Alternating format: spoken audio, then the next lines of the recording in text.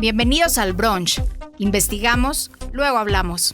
Una producción de Mexicanos contra la Corrupción y la Impunidad. ¿No tuviste tiempo de leer las noticias más importantes sobre corrupción e impunidad? No te preocupes, en este podcast te contamos en pocos minutos todo lo que debes saber para mantenerte en la conversación y estar bien informado. Soy Lucía Vergara, directora de comunicación de Mexicanos contra la Corrupción, y hoy, sábado 16 de mayo, te cuento lo más importante de la semana.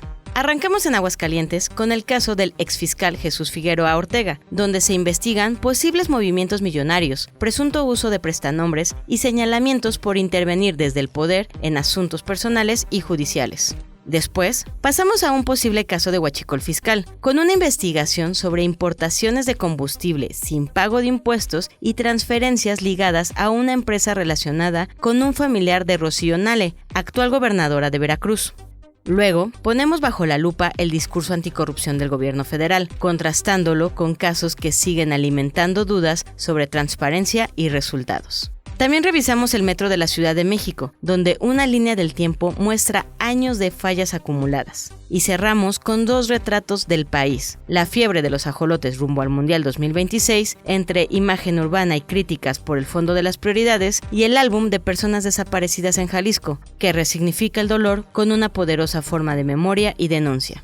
Así que, ¿ya tienes tu café o mimosa lista? Disfrútala y acompáñanos, que este brunch viene cargado de poder, desgaste institucional y realidades que no se pueden ignorar ni un minuto más.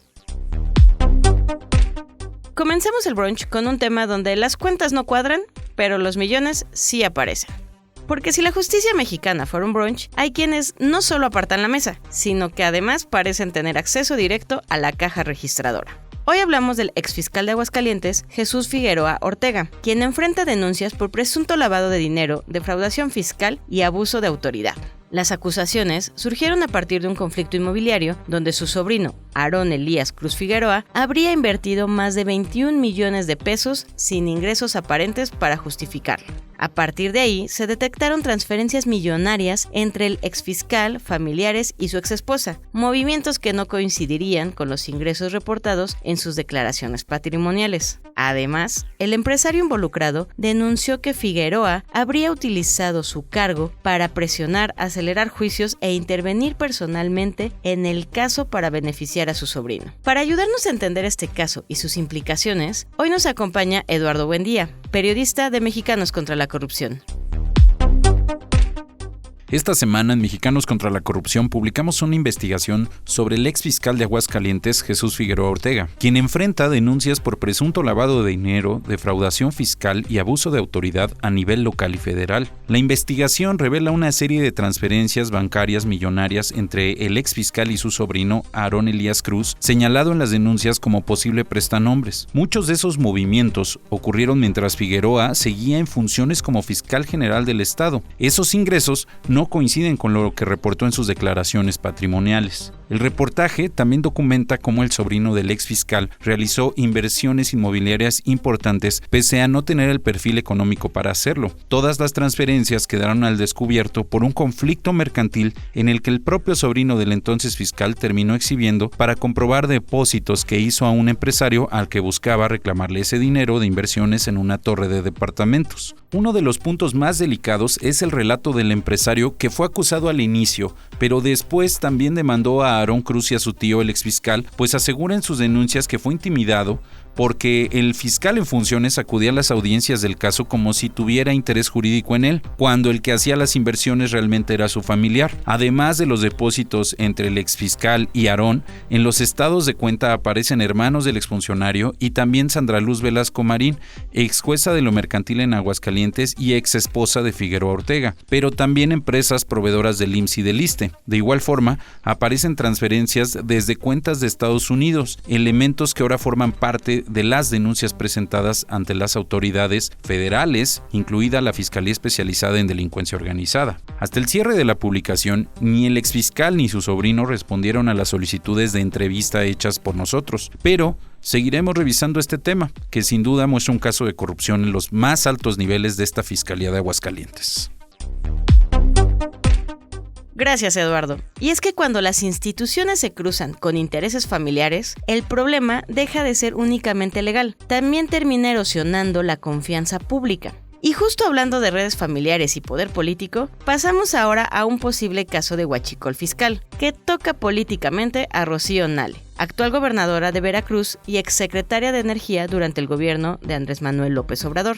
La investigación realizada por Mexicanos contra la Corrupción y la Impunidad revela que una empresa señalada por importar combustible sin pagar los impuestos correspondientes realizó transferencias millonarias a una compañía vinculada con Fernando Bilbao Arrieta, yerno de Rocío Nale. Para hablarnos de este caso nos acompaña Valeria Durán, periodista de Mexicanos contra la Corrupción.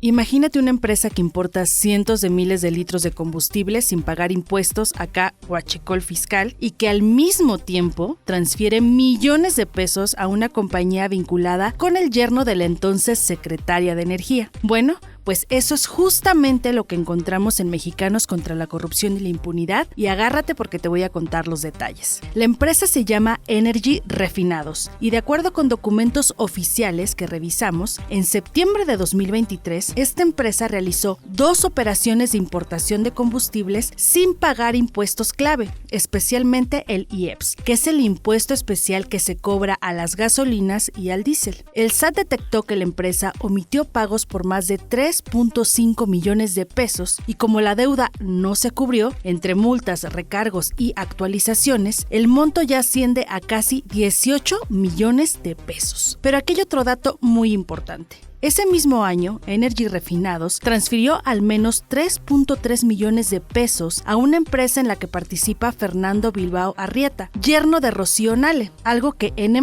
ya nos había revelado previamente.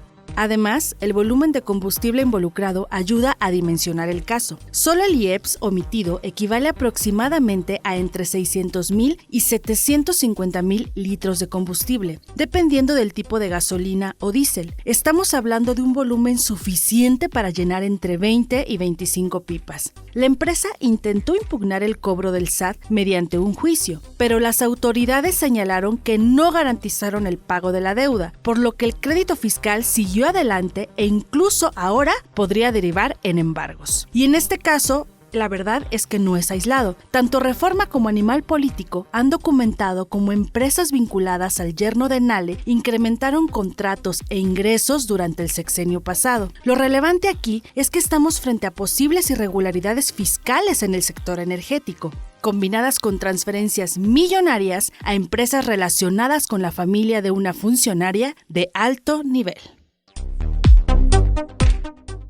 Gracias, Valeria. Este caso muestra cómo el huachicol puede moverse entre facturas, empresas y conexiones políticas. Y justo eso conecta con el siguiente tema, el discurso anticorrupción y lo que realmente muestran los datos. Esta semana, María Amparo Casar, presidenta de nuestra organización, revisó con lupa una de las promesas centrales de la llamada Cuarta Transformación, el combate a la corrupción. Aunque Andrés Manuel López Obrador y Claudia Sheinbaum sostienen que este combate permitió generar ahorros para programas sociales, distintos análisis cuestionan la falta de evidencia clara y recuerdan casos de opacidad y corrupción que persistieron durante el sexenio. Así que te escuchamos, María Amparo. Esta semana me pregunto, supongo que junto con ustedes, si el gobierno nos rinde cuentas o más bien nos cuenta cuentos. Desde 2018 nos han contado el cuento de que la principal consigna de Morena desde que llegó al poder fue la de acabar con el régimen de corrupción y privilegios. Para ellos, la consigna ha sido cumplida.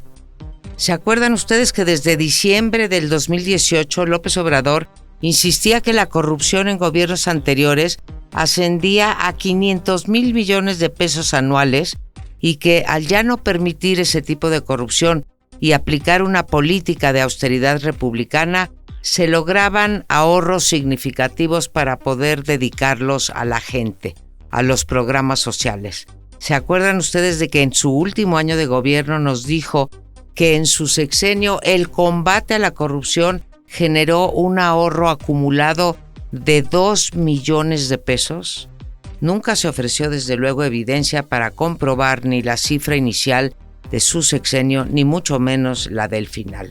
Para lo que sí se ofreció evidencia fue para el desvío o mal uso de millones a cuenta de corruptelas gubernamentales que fueron desde los sobres en efectivo que recibía Pío López Obrador, pasando por contratos de miles de millones de pesos de las obras emblemáticas del sexenio de AMLO, que fueron clasificadas y por tanto no sabemos ni a quién ni cuánto ascendieron los contratos, hasta el gran escándalo de Segalmex, que fue de las cosas que cimbró al sexenio de López Obrador.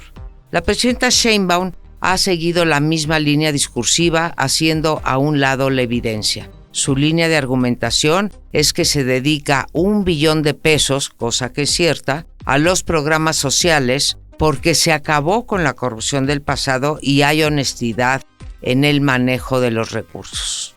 Los muy despreciados y vituperados analistas como yo ofrecemos un panorama distinto y sí ofrecemos evidencia.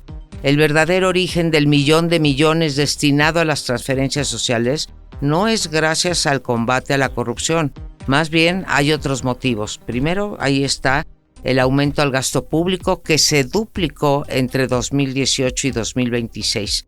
O sea, pasó de 5.8 billones a 10 billones de pesos.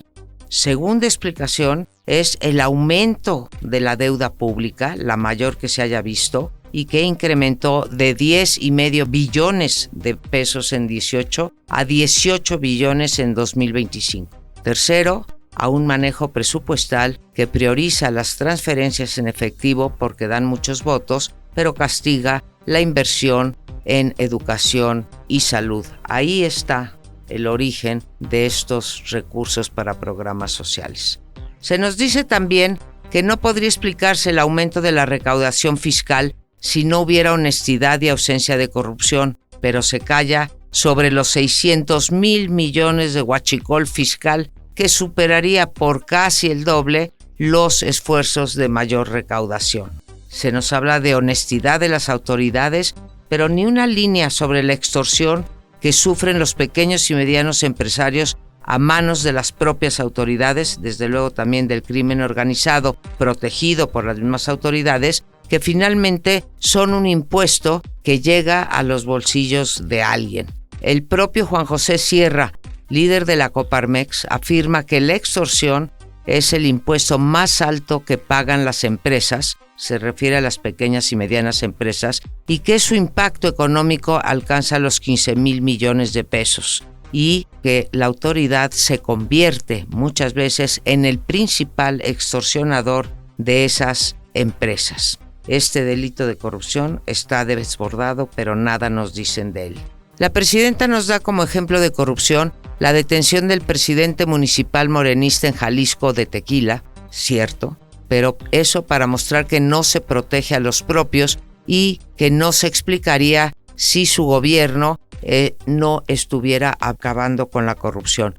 ¿No le parecería una mejor muestra o una muestra más relevante del no encubrimiento de los propios la detención provisional de Rocha Moya, el senador Insunza y los otros 8 funcionarios o exfuncionarios del gobierno de Sinaloa que pidió en la extradición el gobierno de los Estados Unidos? Hay muchas más pruebas que ofrece cotidianamente la presidenta como muestra de su compromiso y éxito en el combate a la corrupción. Por ejemplo, la ley de nepotismo, la no reelección, la reducción del número de regidores, la disminución de presupuestos en los congresos locales o la desaparición de las pensiones doradas. ¿De verdad piensa que estas acciones tienen algún potencial para reducir la corrupción, aunque sea un poquito, y tienen el potencial para sacar a México de la muy vergonzosa calificación de 27 puntos sobre 100 que nos da el índice de percepción de la corrupción apenas el año pasado? Y la cereza del pastel, ¿de verdad cree, como lo dijo en su conferencia matutina, que otro buen indicador de la ausencia de corrupción es que ella, y cito, abro comillas, puede pasear por el país y que la gente la saluda con cariño? Cierro comillas. La triste realidad es que el combate a la corrupción ha sido puro cuento de la 4T y que las cuentas ni cuadran ni respaldan ese cuento. Gracias por este análisis tan valioso como cada semana. Y es que una cosa es el discurso, pero cuando los datos y las evidencias cuentan otra historia, no se puede simplemente pasar de largo. Y hablando de instituciones que llevan años operando entre parches, desgaste y decisiones aplazadas, pasamos al Metro de la Ciudad de México. Un sistema que mueve casi 4 millones de personas al día y que por lo mismo debería ser sinónimo de seguridad y mantenimiento constante. En el brunch, revisamos hoy una línea del tiempo sobre el metro capitalino que documenta incidentes críticos desde 2020 y plantea una idea preocupante. No se trata de fallas aisladas, sino de una acumulación de años de abandono, mala gestión y falta de servicio. Para hablarnos de este proyecto, hoy nos acompaña la periodista Karina Almaraz. Nuestra línea del tiempo del metro es un documento vivo y actualizable, pero más que eso, es un punto de partida para una conversación que llevamos años aplazando. ¿Qué está pasando realmente con el metro de la Ciudad de México? Y cómo las autoridades del gobierno de la ciudad han mantenido en total opacidad lo que sucede en el sistema, mientras millones de personas padecen todos los días un servicio quebrado. El 9 de enero de 2021, un incendio destruyó el puesto central de Control 1, el nodo que provee energía y comunicación a las líneas más importantes del sistema. 6 líneas suspendieron su servicio completo, una persona murió, 31 resultaron lesionadas, y cuando el servicio se fue restableciendo semanas después, lo hizo con un puesto de emergencia improvisado en el patio de las oficinas, sin piloto automático, sin la capacidad del original. Nunca se recuperó lo que se perdió ese día, y desde hace 5 años, el metro no ha vuelto a ser el mismo. Ese mismo año, el 3 de mayo de 2021, en un hecho completamente distinto y en otra parte del sistema, un tramo elevado de la línea 12 colapsó en plena noche. 26 personas murieron, más de 100 resultaron heridas. 2 tragedias en el mismo año, en el mismo sistema, con el mismo resultado, opacidad total. Los peritajes externos fueron rechazados. La información se reservó y hasta hoy no hay un solo responsable. Nadie pagó, nadie respondió. El silencio se convirtió en política. Y el metro siguió operando y los incidentes siguieron acumulándose. Hay periodos donde se concentran de una forma que ya no puedes ignorarlos. Eso no es mala suerte, es un problema estructural que nadie ha querido atender de frente. Por eso construimos esto. Porque el metro no es cualquier infraestructura, es una herramienta intangible e insustituible para la movilidad de millones de personas en la Ciudad de México. Y hoy, el futuro que tenemos si no hacemos nada es el colapso total del servicio. Creemos que fuera del ruido, es urgente empezar a construir una ruta para recuperar el metro, una ruta que sea incluyente, estructurada, transparente y consensuada, porque sin esas condiciones cualquier solución llegará tarde y mal. Esta línea del tiempo es el primer paso, un repositorio público con fechas, fuentes y contexto para que cualquier persona, periodista, investigador, ciudadano, pueda ver el patrón completo, para que la memoria no se pierda entre notas sueltas y declaraciones que se contradicen. En los próximos días alimentaremos el sitio con reflexiones sobre lo que hemos observado y estamos construyendo una herramienta para que la información pueda ser aumentada, descargada y utilizada en otros ejercicios de análisis y periodismo. Lo puedes consultar en metro.res-agency.com.mx. Todo está ahí, todo tiene fuente. Entra, recórrelo y saca tus propias conclusiones. Y es así como el metro termina siendo también una metáfora incómoda del país. Infraestructura indispensable que durante años ha operado con mantenimiento insuficiente y decisiones aplazadas. Y mientras algunas grietas sigan abiertas, otras parecen intentar cubrirse con pintura morada y ajolotes. Porque rumbo al Mundial 2026, la Ciudad de México impulsa una estrategia de renovación urbana con murales, espacios públicos intervenidos y muchísima presencia del ajolote como símbolo de identidad. Pero los cuestionamientos no tardaron en aparecer. En redes y entre especialistas se ha cuestionado si esta estrategia está priorizando la imagen y estética urbana por encima de problemas más profundos, incluida la propia conservación del ajolote y su hábitat natural. Para hablarnos de este tema, hoy nos acompaña el Dr. Diego Chaparro, investigador de la FES Iztacala de la UNAM e integrante del Laboratorio de Microecología Ambiental de la División de Investigación y Posgrado. Actualmente hay una ajolotización muy importante en la Ciudad de México, pero nos hacemos una pregunta. ¿Existen realmente medidas de conservación y cuidado por esta especie? ¿Qué está haciendo el gobierno para protegerlo más allá de la difusión de su imagen? Nosotros llevamos 20 años trabajando con estas especies. Sabemos que es una especie endémica, que solamente la encontramos en el centro de México, y hablo en general, no nada más del de Xochimilco, porque tenemos 17 especies. Actualmente estas especies sufren una devastación de sus ecosistemas. Algo que desde mi punto de vista, en lugar de estar distribuyendo la imagen de los ajolotes en camiones, en patrullas, en eslogans, etc., pues debería de haber algo para conservarla, porque es una especie que se podría decir localmente está extinta esta especie. Sin embargo, no podemos hablar de una extinción porque todavía tenemos material genético en laboratorios, zoológicos, en colecciones, en colonias. Sin embargo, pues hay una problemática muy grande. Al tenerlos confinados en laboratorios, en zoológicos, en colecciones, en museos, etc., pues hay una reproducción entre parientes y tenemos una endogamia muy grande con estos organismos. Pero vamos un poquito más allá. ¿Qué se está haciendo para conservar esta especie?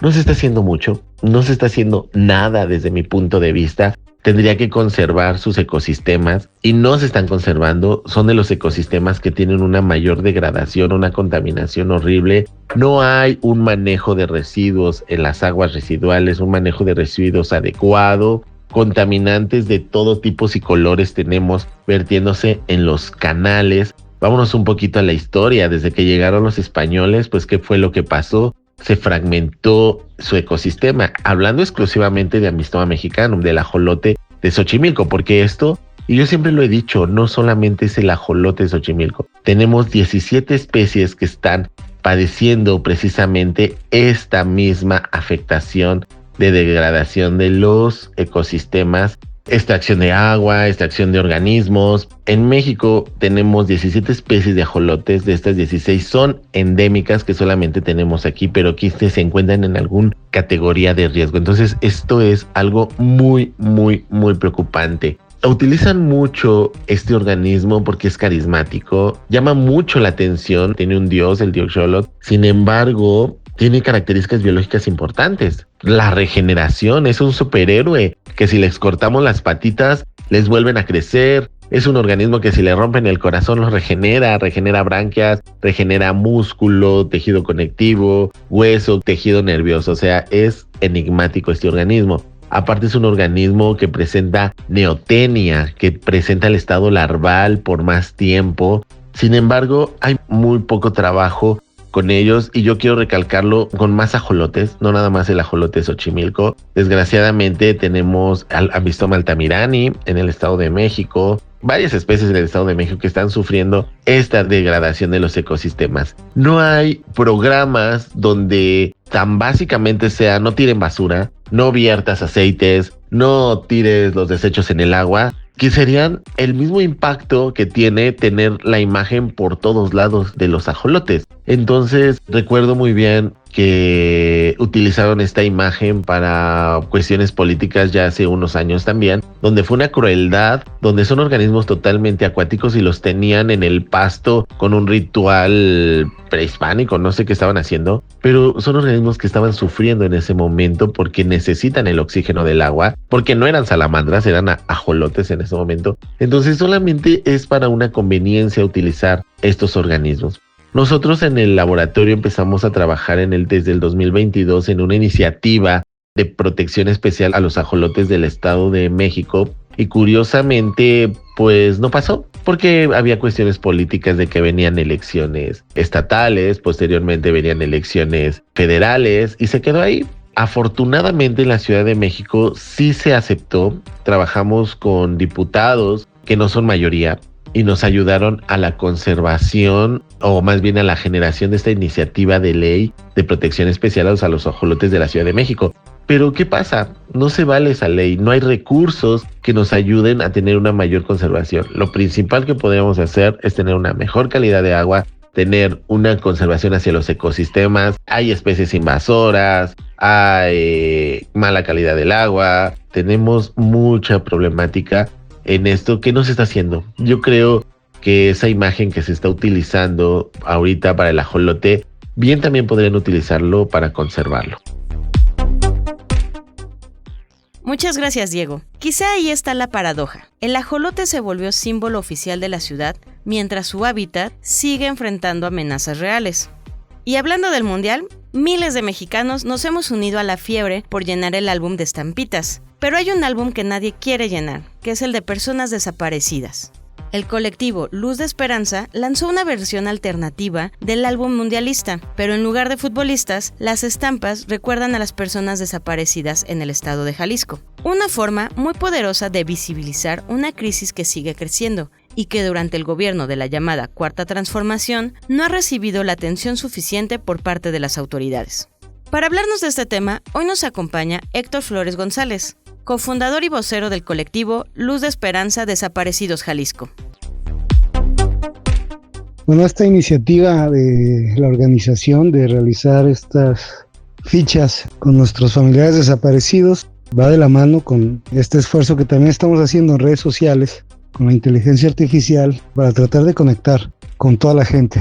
No estamos en contra de la justa deportiva, estamos en contra del gasto público excesivo en un país que está atravesando crisis muy fuertes, en este caso de la desaparición, ante un sistema nacional de búsqueda de personas que desde la administración pasada ha venido a menos, una falta de empatía terrible. El punto es, estamos hablando de reclutamiento forzado, la comunidad internacional, y es una figura jurídica que ni siquiera existe en México, que en San Lázaro no la han querido legislar. Entonces la intención es conectar a través de las redes sociales con las personas y hacerles ver que está bien el mundial. Lo que está mal es el olvido, que tenemos que nombrar a aquellos que nos hacen falta, y es una manera pacífica de crear este impacto y exigir a las autoridades las acciones correspondientes. Estamos hablando de un delito internacional y el Estado mexicano tiene obligaciones internacionales, ¿no? No tenemos presupuestos dignos para la búsqueda, para la investigación de las personas desaparecidas y mucho menos para la atención de las familias buscadoras en todo el país.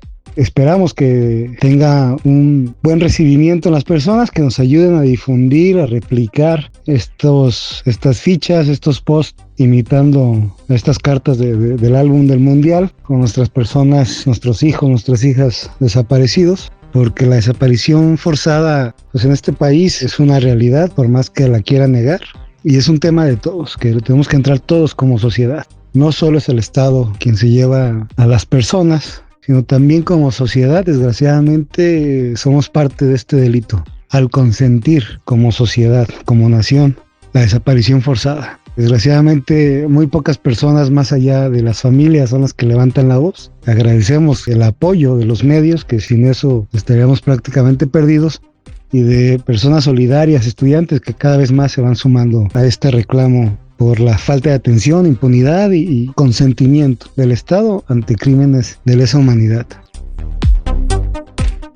Muchas gracias, Héctor. En un país donde el tiempo avanza, pero la ausencia se queda, estos ejercicios de memoria son más que necesarios. Y con todos estos temas, terminamos por hoy. No olvides compartirlo y seguirnos en todas nuestras redes sociales para mantenerte informado y sumarte al combate contra la corrupción y la impunidad. Hasta el próximo brunch. Esto fue El Brunch. Investigamos, luego hablamos. Producción y dirección, Lucía Vergara. Guión y contenido, Janine Baquerí. Voz, Verónica Ayala. Gestor de entrevistas, Ricardo Alvarado. Asistentes de producción, Iván Cerón y Emanuele Aguilar. Diseño de portada, Paola Calvo. Una producción de Mexicanos contra la Corrupción y la Impunidad.